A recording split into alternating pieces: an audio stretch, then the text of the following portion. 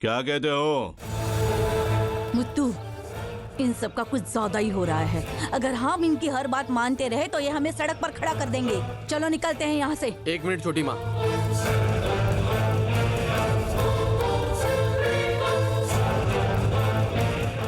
मुझे लगता है इनकी बातों में कुछ सच्चाई है। मेरी शादी में हमेशा कोई ना कोई रुकावट आ रही है, इसलिए कोर्ट में शादी करना ही सही रास्ता है। आज का दिन अच्छा है तो हम भैरव और हरिणी की शादी तय कर देते हैं।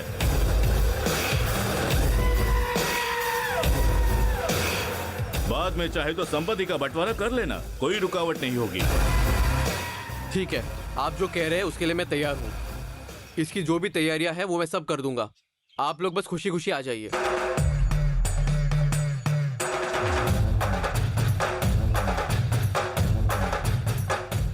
अब हम घर चलते हैं।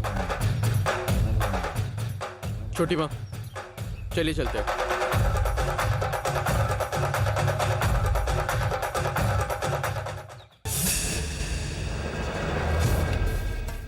मुत्तू जी, क्या बात है? आपने मुझे बुलाया, क्या हुआ?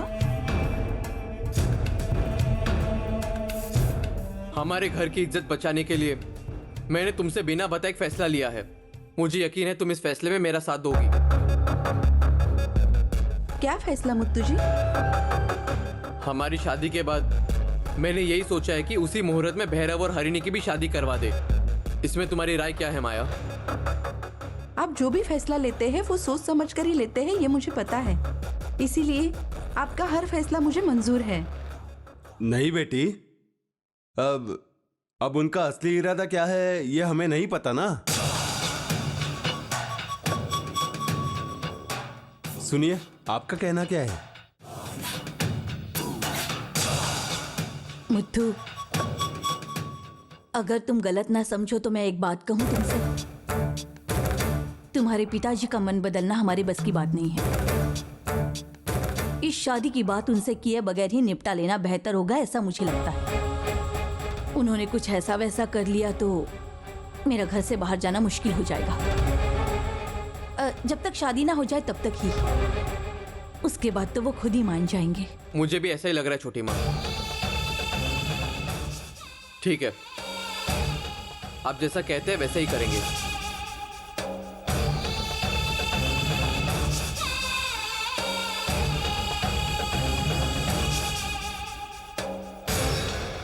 इस शादी में कुछ न कुछ रुकावट तो आ ही रही है। सब कुछ होते हुए अपने आप सुलझ रहा है। अब हम अपने मकसद तक पहुंचने से ज्यादा दूर नहीं हैं, लेकिन हमें बहुत ही सावधानी से कदम रखना होगा, नहीं तो खतरा हो जाएगा, ये तो तय है।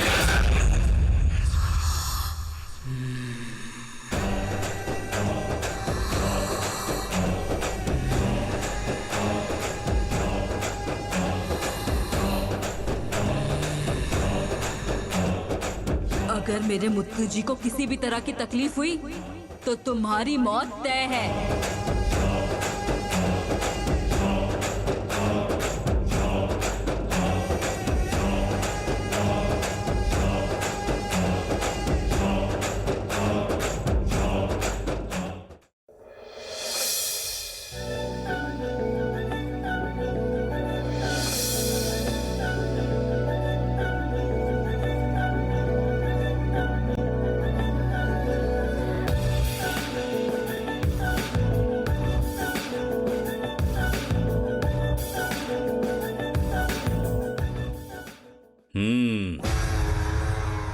देख रहे हो बेटा, आधा एकड़ जमीन में तो महल खड़ा कर दिया। क्या वैभव है, घर है या कोई ताजमहल? हरिणी, शादी के बाद तुम क्या करोगी मुझे नहीं पता, लेकिन ये घर हमारा होना चाहिए और इसकी जिम्मेदारी तुम्हारी है। अरे चाचा जी, आप वहां क्यों खड़े हैं? अंदर आइए ना। आइए अंदर आइए। हाँ आइए बैठिए। हरिणी, तुम ठीक हो ना? चाची जी आप आइए बैठिए ना। अशोक आ जाओ। क्यों बेटा, तुम आदमी होकर स्वागत कर रहे हो? घर में कोई औरतें नहीं है क्या? किसी को पता नहीं कि आप आने वाले हैं। बाकी सब लोग मंदिर गए हैं, बस आते ही होंगे। छोटी माँ भी यही गई होंगी। छोटी माँ,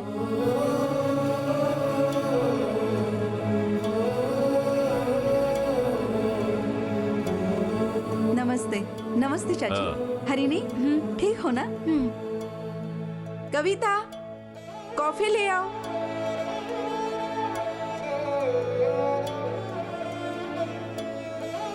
जरा रुकिए, मैं छोटी माँ को लेकर आता हूँ। हाँ ठीक है।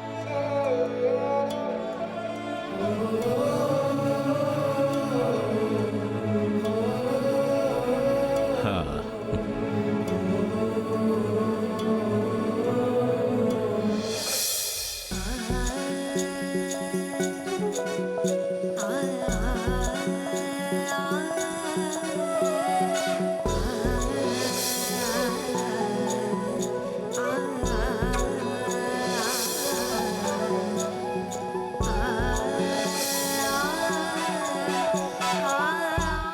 आइए, देखिए कौन आया है। नमस्ते। नमस्ते। नमस्ते सुनंदा, कैसी हो तुम? बैठो।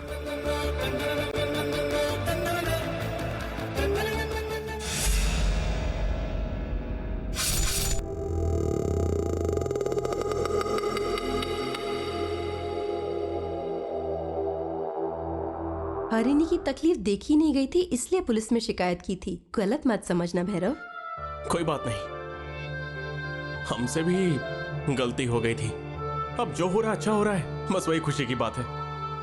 पुरानी बातें भूलकर मन मुटाव कर हम सब खुश हैं और ये बहुत अच्छा है। हम सब खुश हैं। क्या इस रिश्ते को पक्का समझे? हाँ बिल्कुल।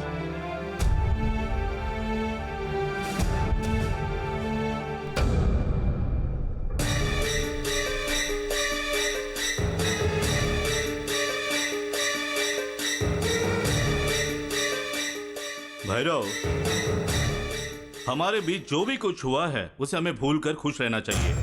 चाहे कोई कितना भी बुरा हो ना, आखिर वो तुम्हारे पिताजी है। शादी की बात उन्हें भी बताओ, आकर बैठकर बात करें, इसमें कोई बुराई नहीं है। हाँ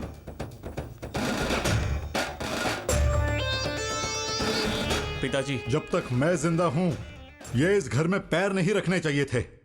तेरे ही कारण वो इस घर में घुस आए हैं।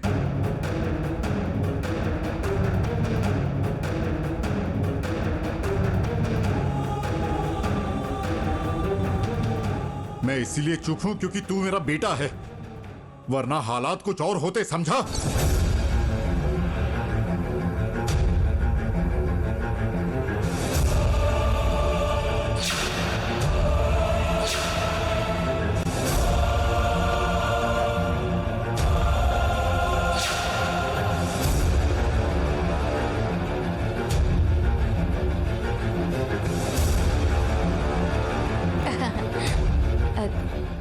आप इतना नाराज मत होइए, ये थोड़ा सा कड़वा ही बोलते हैं। देख लिया ना मुत्तू, घर में शुभ कार्य हो रहा है और तुम्हारे पापा कैसी बातें कर रहे हैं। एक बाप ऐसा होता है क्या? बाप? हाँ, शादी की बात आई है तब तुम्हें बाप याद आया है। क्या कभी तुमने बच्चों को मेरे साथ रहने दिया है?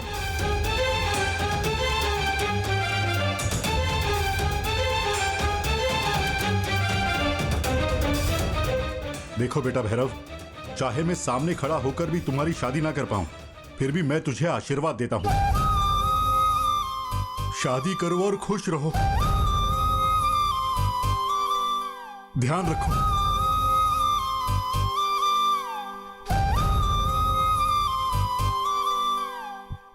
समय निकलता जा रहा है, हम थाली बदल दें क्या? हाँ। हाँ, माया थाली लेकर आओ बेटी।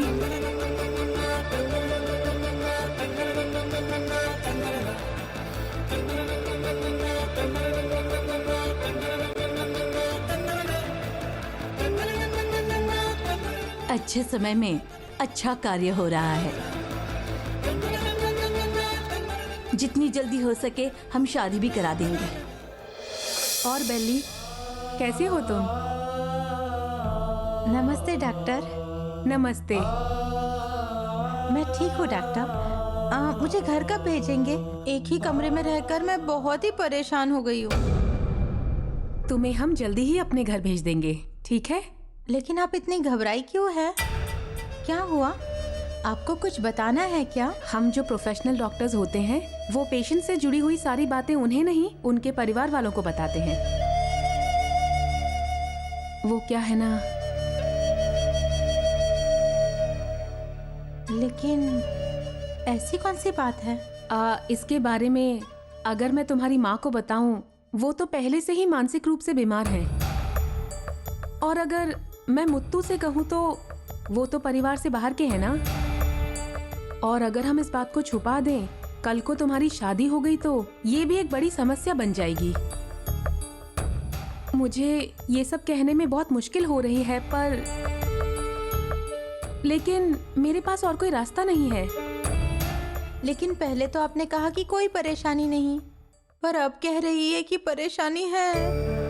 मुझे बहुत डर लग रहा है। जो भी बात है मुझे सीधा सीधा बताइए। तुम्हारे पेट पर काफी जोर से चोट लगी है, इसलिए तुम्हारे गर्भाशय को काफी नुकसान पहुंचा है। तुम्हारी बच्चेदानी खराब हो गई है। जैसे हम अपनी 2 आंखों से ये दुनिया देखते हैं, वैसे ही माँ बनने के लिए गर्भाशय बहुत जरूरी होता है। लेकिन तुम्हारा मतलब तुम्हारा गर्भाशय जो चोट खा चुका है, अगर तुम्हारी शादी भी हो जाए तो भी तुम माँ नहीं बन पाओगी।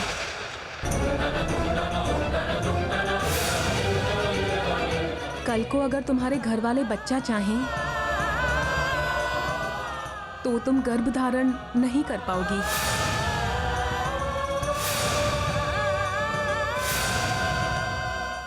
तुम्हें इतना बड़ा दुख सहने की ताकत मिले, मेरी भगवान से यही प्रार्थना है बेल्ली।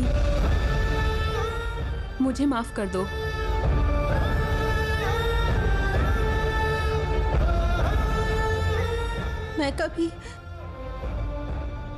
मैं कभी माँ नहीं बन सकती। सब खत्म हो गया,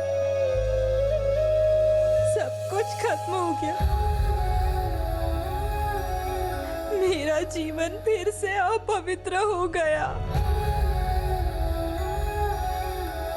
अब मैं क्या करूं? किससे कहूं ये सब?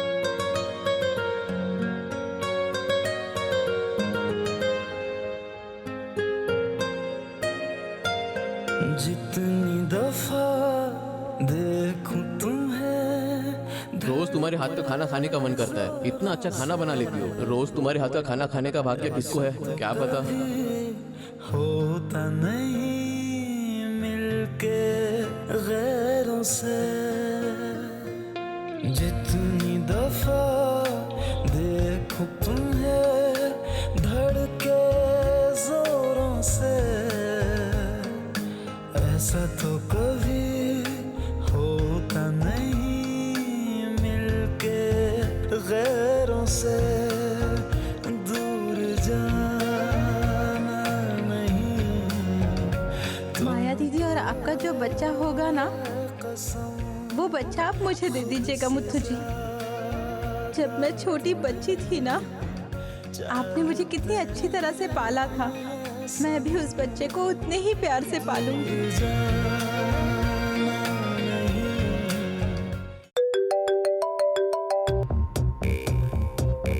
क्या आप मुत्तू जी बोल रहे हैं? हाँ, बोल रहा हूँ। सिटी हॉस्पिटल से डॉक्टर बोल रही हूँ मैं। यहाँ पे बेल्ली या उनकी माँ कहीं नजर नहीं आ रही।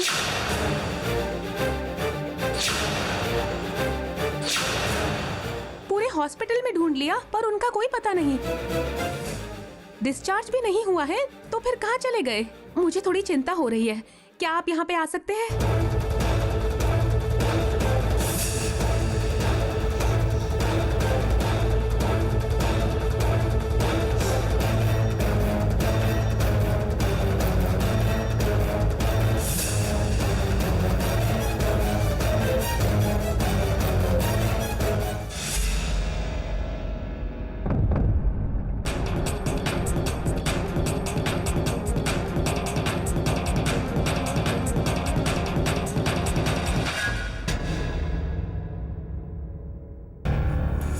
मुत्तू,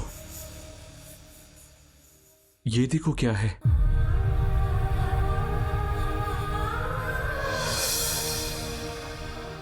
मुझे सबसे ज्यादा खुशी तब होती है जब आप मेरे साथ रहते हो। ये तो बेल्ली का बक्सा है श्याम। ये यहाँ क्या कर रहा है? मुत्तू, हम इस बक्से को खोल के देखें क्या? पता नहीं इसमें क्या होगा। चलो खोलकर देखते हैं। आओ।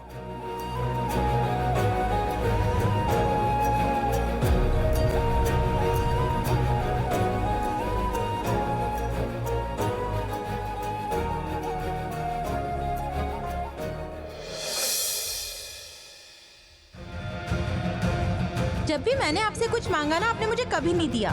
कितना सताते हो आप मुझे।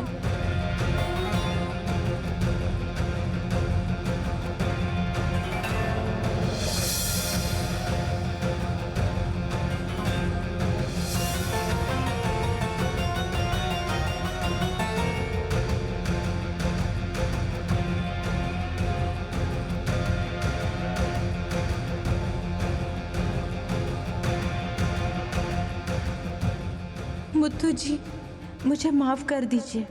मुझे पता है ये चिट्ठी पढ़ते वक्त आपको बहुत दर्द होगा। हर पल मेरी वजह से आपको सिर्फ तकलीफ और दर्द ही मिला है। मुझे ये पसंद नहीं है मुत्तू जी, इसीलिए मैं आपसे बहुत दूर जा रही हूँ। सब कह रहे हैं कि मेरी वजह से आपकी शादी नहीं हो रही है।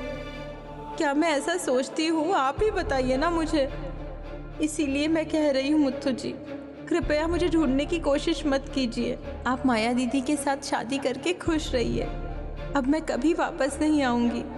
आपकी बेल्ली।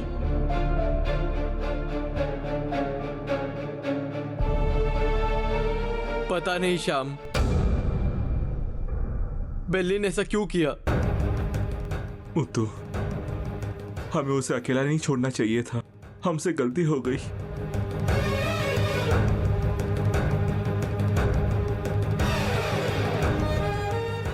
चलो चलो मुत्तू, चलो चलो, हम उसे जल्दी जाकर ढूंढते हैं। चलो।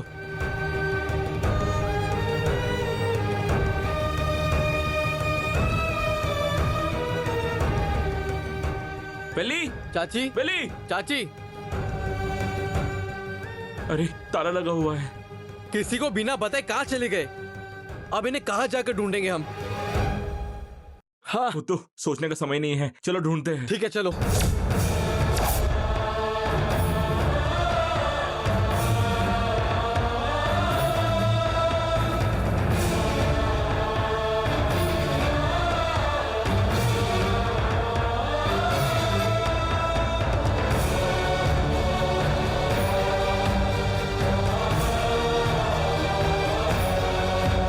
अभी किसको फोन कर रहा है? बेल्ली के घर के पास मेरा दोस्त रहता है, उसे ही फोन कर रहा हूँ। हाँ ठीक है, करो। ए भाई, बेल्ली के घर वाले तुम्हारे घर पर आए हैं क्या? नहीं आए? बस ऐसे ही फोन किया था, बाद में फोन करता हूँ। वो लोग वहां पर भी नहीं है। अब हम क्या करें यार? चलो देखते हैं।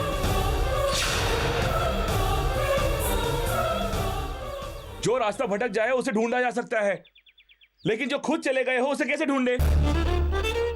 बेल्ली भी ऐसा फैसला लेगी ये मैंने कभी सपने में भी नहीं सोचा था श्याम। अभी तो उसकी पूरी जिंदगी बाकी है। पता नहीं कितनी पीड़ा में होगी। अब मैं किससे पूछूं? कहां जाकर ढूंढूं?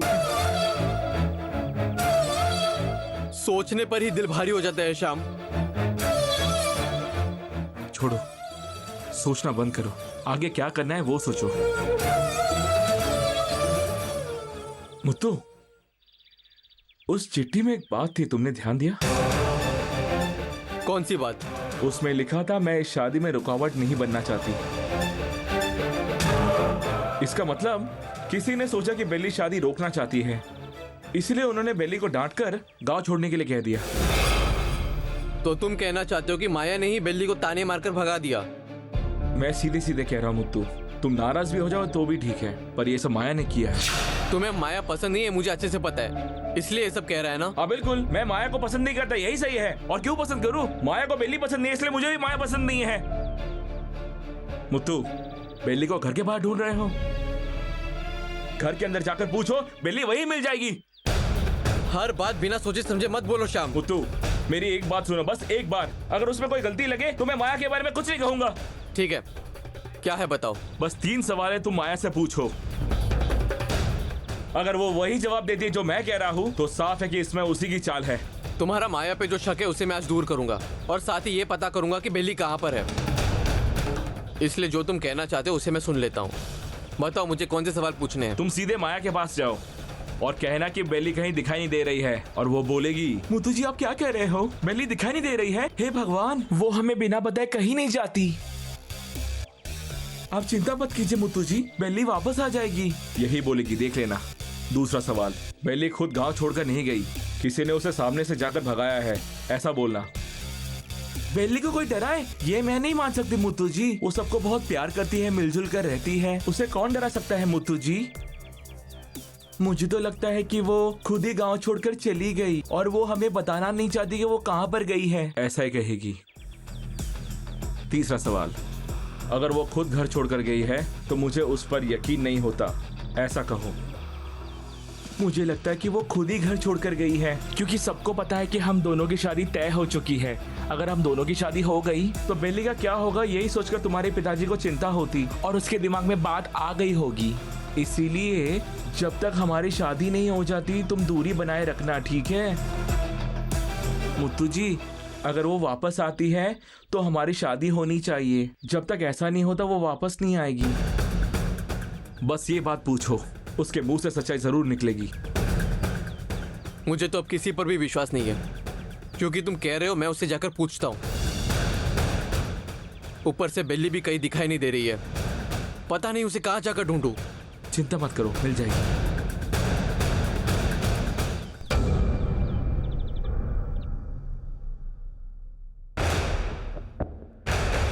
माया, माया,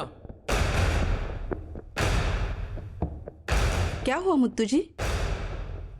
बेली दिखाई नहीं दे रही है, बिना कुछ कहे चली गई है। आप क्या कह रहे हैं मुत्तू जी? बेली दिखाई नहीं दे रही है? मुत्तू जी आप क्या कह रहे हो, बेली दिखाई नहीं दे रही है? बेली बिना बताए कहीं नहीं जाएगी।